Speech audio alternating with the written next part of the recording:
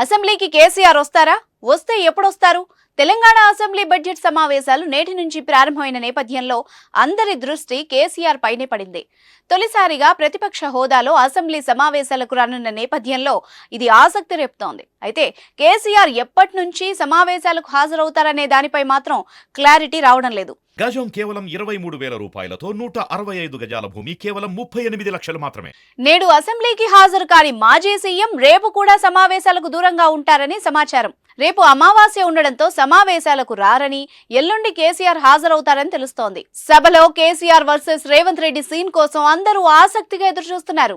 CM Revanth Reddy, మాజీ CM KCR మధ్య మాటల యుద్ధం చూడాలని వేచి చూస్తున్నారు. కాంగ్రెస్ ప్రభుత్వం గెలిచిన తర్వాత అసెంబ్లీ సమావేశాలని నిర్వహించింది. కానీ వాటికి కేసీఆర్ హాజరు కాలేదు. ఫామ్ హౌస్ లో జారిపడి అనారోగ్యానికి గురయ్యారు.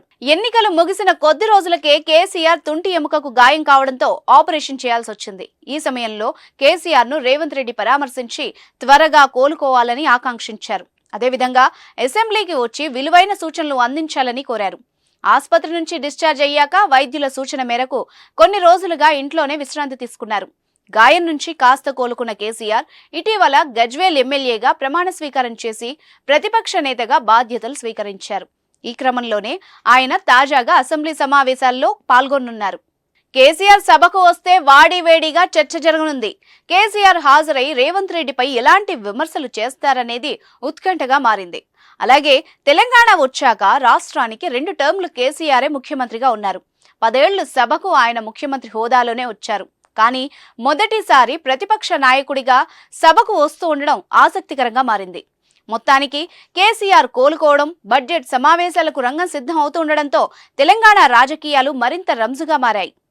ఈ సభలో ప్రాజెక్టులపై ప్రధానంగా చర్చించనున్నారు. దీంతో నీటి ప్రాజెక్టుల వివాదంపై మాటల యుద్ధం నడిచే అవకాశం ఉంది.